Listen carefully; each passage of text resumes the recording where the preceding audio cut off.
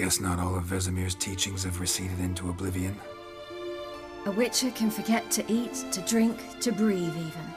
But a witcher never ever forgets to care for his blade. Yeah, I used to repeat that incessantly. Never tired of doing it either. What creature was it? Huh? Creature? One that gave you the scar over your left eye. It's new. I don't remember it. Souvenir from the Cockatrice of Spala. Another addition to the collection. Nothing special. Yours is healed beautifully, though. Avallac'h. He prepared some special ointments for me. But that was before the curse gripped him. Wonder where he is now.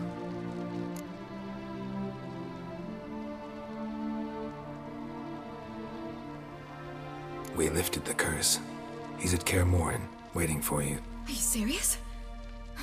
You must be. You'd not jest about something like that. A nice thing to wake up to. You trust him? Avallac'h? He's not let me down to date. Not once.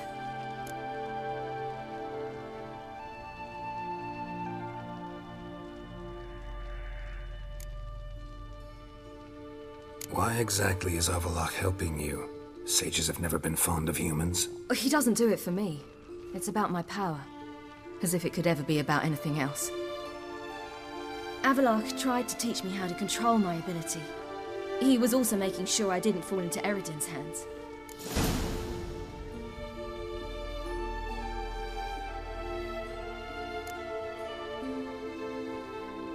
What's Eredin after? What's he want from you? What everyone wants. Control of my powers. His homeworld faces annihilation. Eredin's decided to invade ours. Brilliant, wouldn't you say? Can't achieve much on his own, so he needs to bring an army. Except his navigators can't possibly move him and thousands of NL between planes. Their abilities won't allow it. Whereas yours will. Exactly. And if I die in the process, well, that's a necessary sacrifice.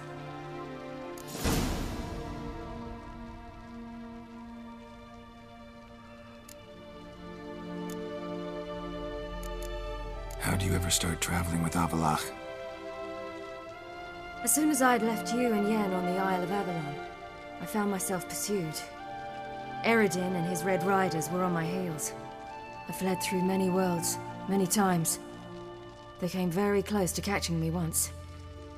It was then that Avallac'h appeared, out of nowhere. He found a portal, and took us to a world where Eredin couldn't find us for, oh, perhaps half a year.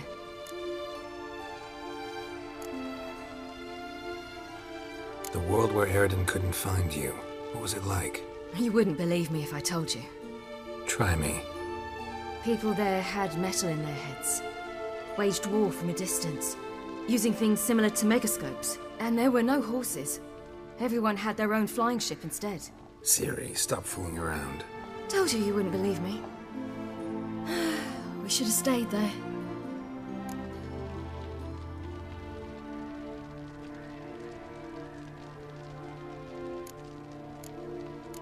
So why'd you return? I thought the hunt had lost my scent for good. I thought I was safe. Besides, I wanted to find you. You and Yennefer. You were looking for us. We were looking for you. Times I thought you were just a step away. Other times, felt like I was going around in circles. I'm not surprised. There were times I fled pell-mell headfirst and forward.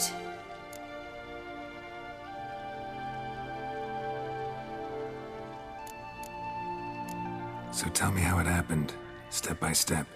Eredin located us mere moments after we landed on Ard Skellig. Soon after, he and his riders surrounded us. I thought it was over, the end.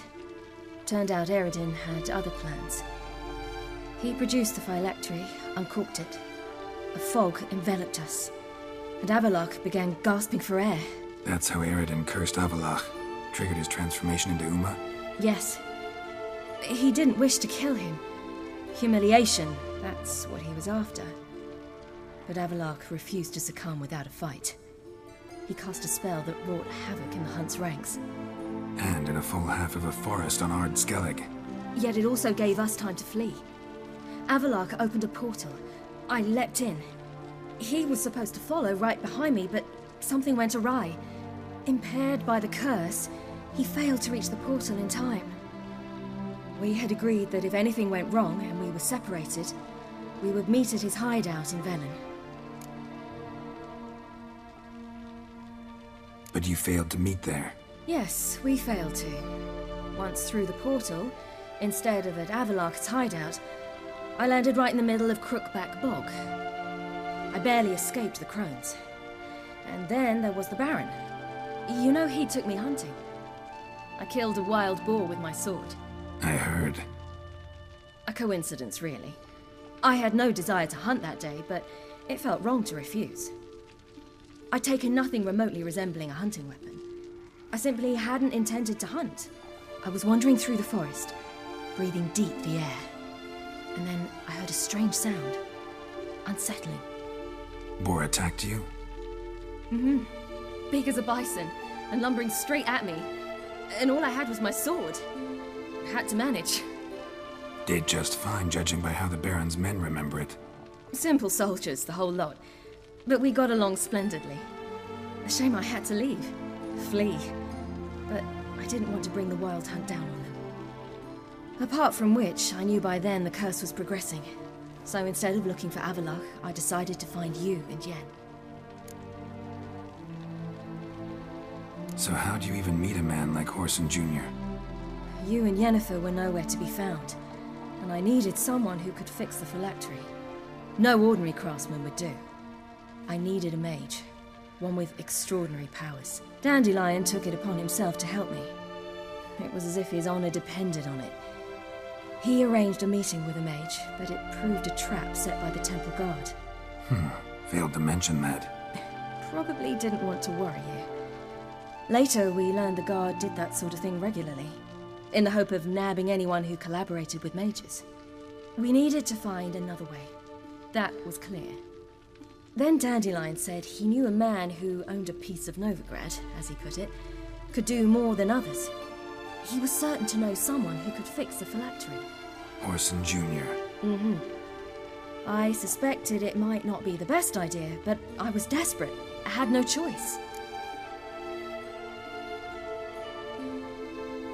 You suspected right. Horson was not the ideal partner in crime. Damned simpleton got it in his head that we cheated him and kidnapped Dudu. Who you promptly freed only to have to flee to Temple Isle. Great idea. We hadn't planned it. Had no time to consider. We just bolted. I didn't even realize the guardsmen were driving me into a trap. Suddenly there I was, and I knew I had to disappear. At once. And that's when you landed back in Skellige. The shore of Hindisfjall. The first pleasant place that came to mind. Hjalmar and I used to swim there. Wait, so you actually wound up there by accident? I thought you and Avalok had arranged something. No, he simply sensed me use my power. Just as Eredin can sense where I am, where I travel. In fact, Eredin arrived soon after I did. His riders in tow. Once again, things happened quickly. Lofoten, the hunt's attack, my flight. And then, dreams. Just dreams.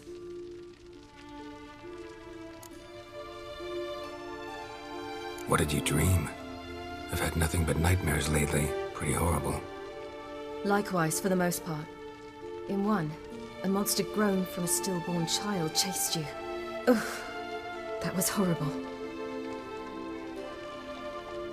Had a few nice dreams. For example, in one we sat around a fire, drinking good wine, and all around people danced and laughed. I like that one a lot better. Me too. But these dreams, and the others, ended in some tower. No matter what I dreamed, in the end, I would enter a tower.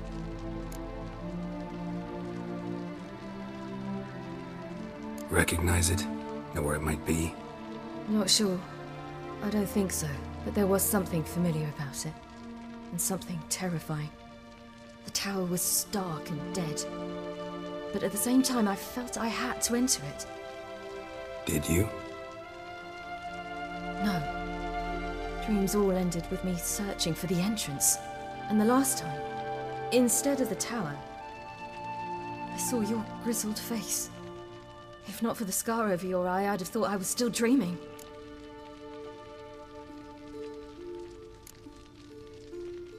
I was afraid you were dead. Found some dwarves here.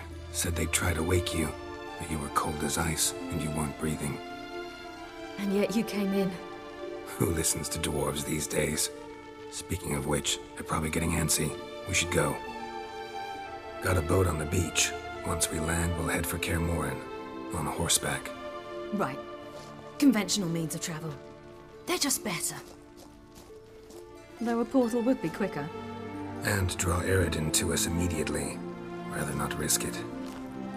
Besides, I hate portals.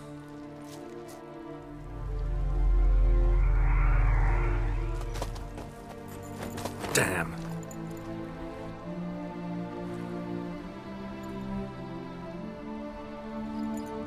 Listen, we gotta think of a way to...